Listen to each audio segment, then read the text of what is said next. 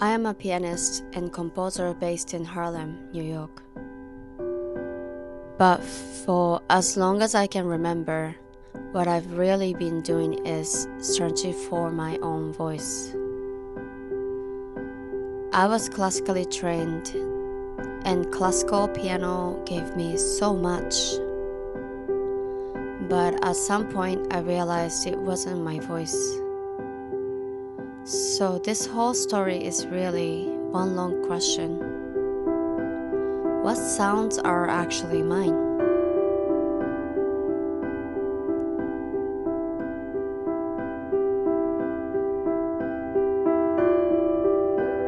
The search started with a problem I didn't have words for yet. This was right before I left to study in England. I moved there on my own to study piano at the Purcell School of Music, an international boarding school.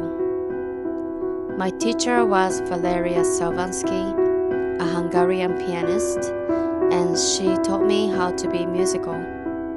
Because all those years of trying to practice perfectly, I wasn't really listening to my own sound. It became mechanical. I developed a habit of being on autopilot at the piano. My fingers are moving, but my head isn't connected. Valeria taught me how to connect again. And the best way? Sing the phrase. If you can hear it in your head, you know what to play. Listening is connected to your heart. I didn't know it yet, but that was the first clue.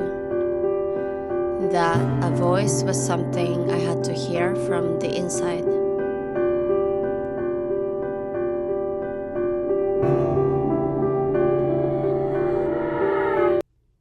For a while, I thought my voice might come through improvisation. But as a classically trained pianist, improvising didn't come naturally to me. I didn't even think to improvise. One day I was at a friend's house and his brother tells me I don't really know how to read, and he sits down and plays the piano flawlessly. Then I'm asked to play and I don't know what to play. So one day I locked the door of the practice room. I didn't want anyone hear me. I sat at the piano and started playing. First, no rules. It was a blank canvas.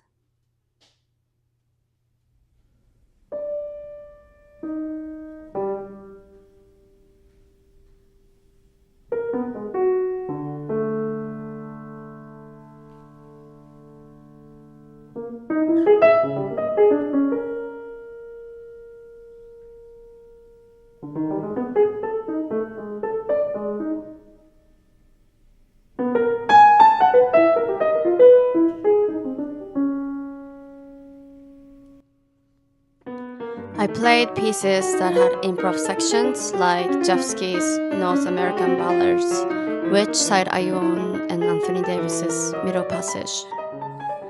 Those improv sections were more like free improv, using the written material as a jumping off point. And I kept questioning, what is a good improvisation? In my MSM's master's program, I would improvise in a group.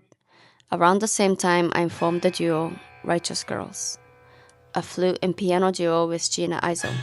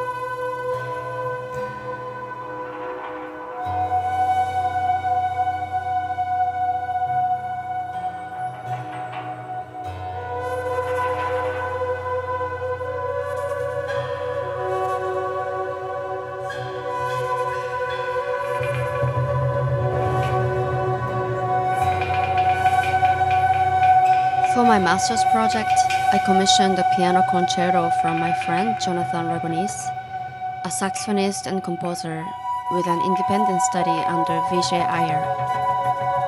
The concerto had an improvised cadenza, and Vijay and I talked about what good improvisation is, without putting it in the frame of jazz or any style. Then I went to the Banff International Workshop for Jazz and Creative Music, where I met many of my colleagues I still work with today. And I met Wadada Smith. I wasn't in his group for the first week, and that completely changed my life.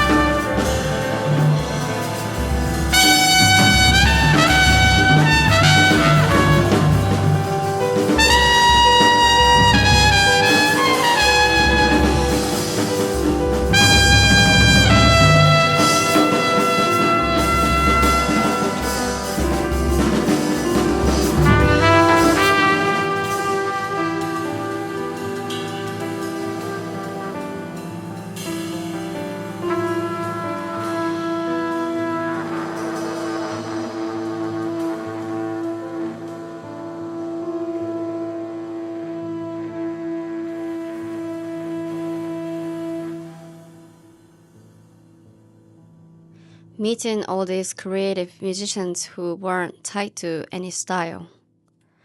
That's when I realized I didn't have to pick a genre to find my voice. I just had to create. That's Wadada's word. Create. The next part of the search was about sound itself, the actual colors. I never had an official composition teacher, but if I were to name one, it would be William Brutel. We met working on his performance rendition of Spiritual America. I was playing piano and keyboards with Metropolis Ensemble.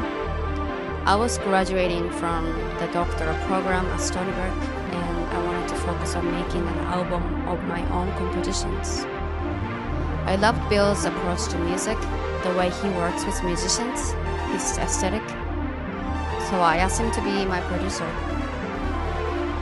I'd recorded some solo piano tracks at Octaven Studio, and then we went to a studio in Eau Claire, where Bill was working with an engineer, Zach Hansen, who'd worked on Bon Iver's records.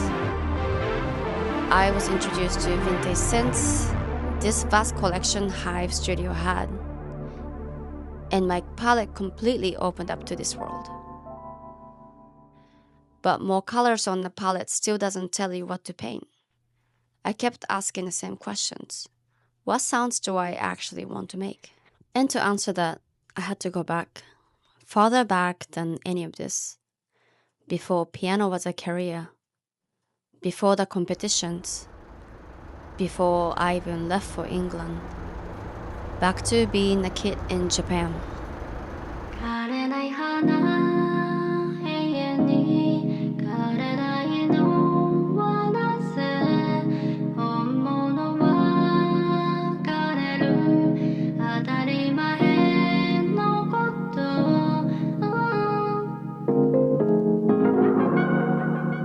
I was surrounded by friends who loved going to karaoke. Singing pop songs was my guilty pleasure. Away from the strict classical piano routine, I loved listening to FM radio shows. I had a CD stereo system with a mini disc. I would listen to the CDs my best friend brought back from America and sing Janet Jackson. I was obsessed with Janet Jackson. My friend Aya and I were also obsessed with the Japanese R&B singer Utada Hikaru. We would make radio shows on my mini discs.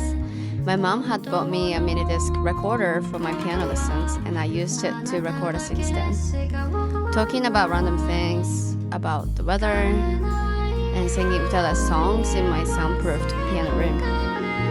Back then, commercial CDs came with instrumental karaoke versions, so I had a backing track ready, and with my mini disc, I could record over it. We had a show. This was all before podcast.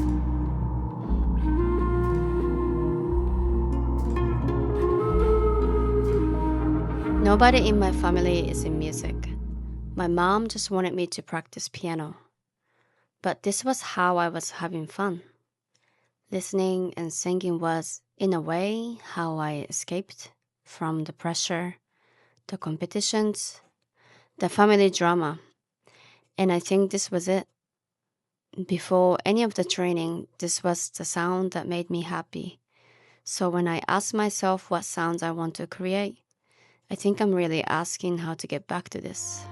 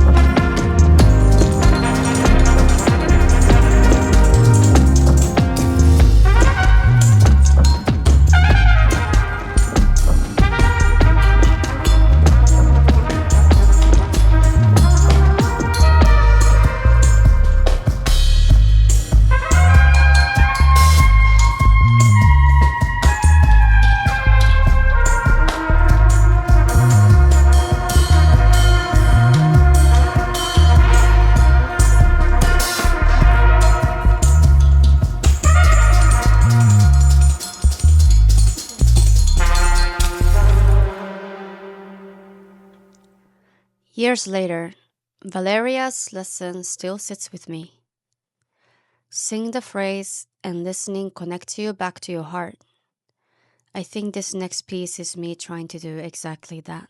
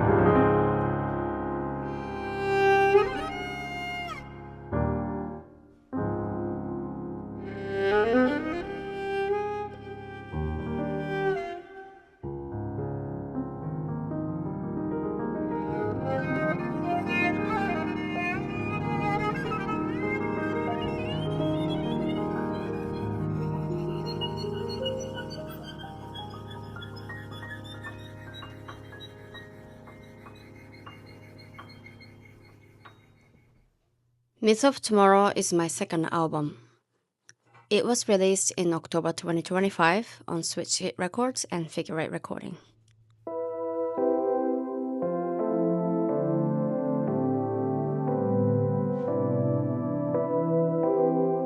Myth of Tomorrow is inspired by Taro Okamoto's mural of the same name, which depicts the moment the atomic bomb was dropped. As Toshiko Okamoto has noted, the work isn't about destruction. It insists that humans can proudly overcome even the cruelest tragedies and give birth to a myth of tomorrow. My song reflects on that resilience and regeneration amidst life's relentless cycles. The struggle to find joy in repetition, the quiet burdens we carry, and the illusions we chase. It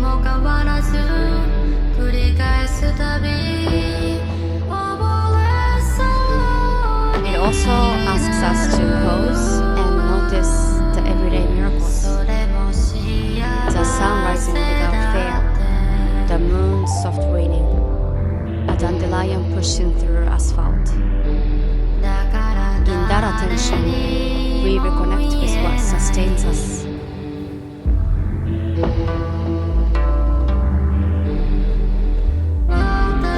This is a song of introspection, an invitation to confront our disconnection and remember why we live and hope for tomorrow.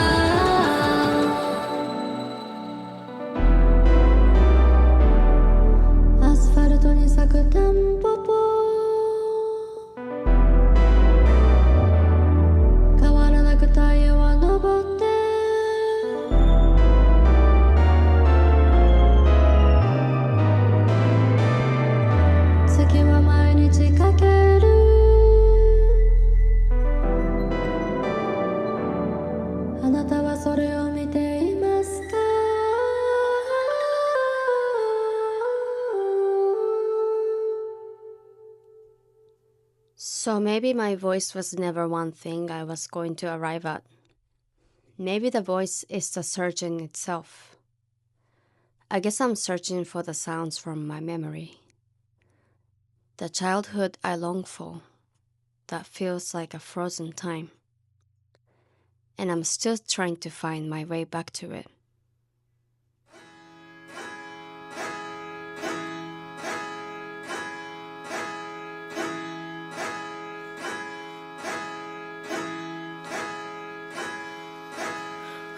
The rain is falling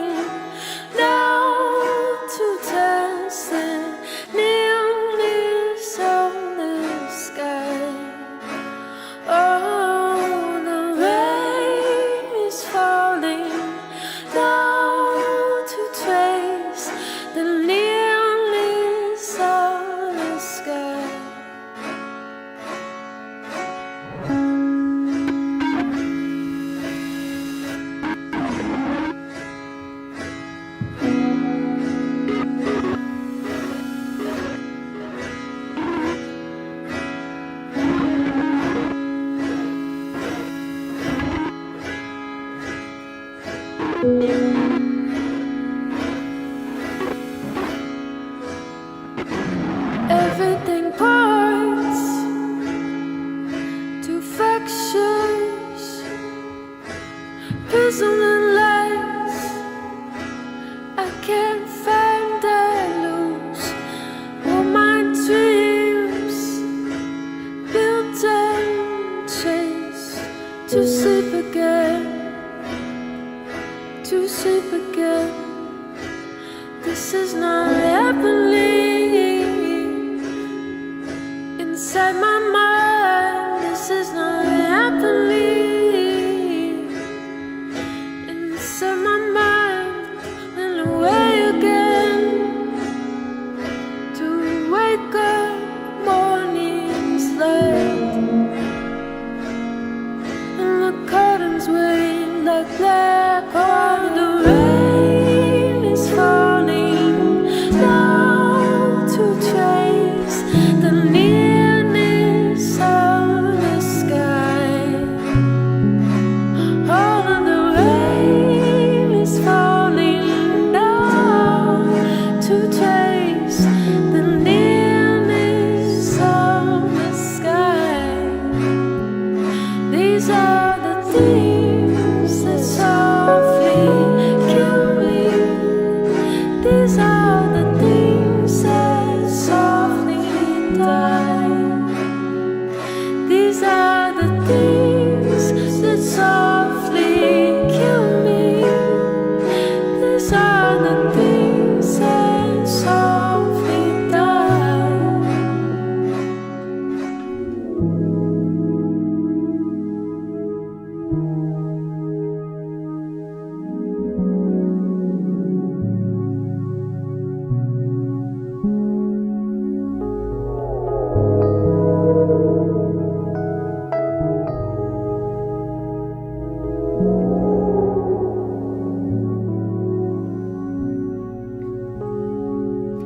Everything points to fractures, prism lights. I can't find and lose all my dreams, build and chase to sleep again, to sleep again, to sleep again, to sleep again.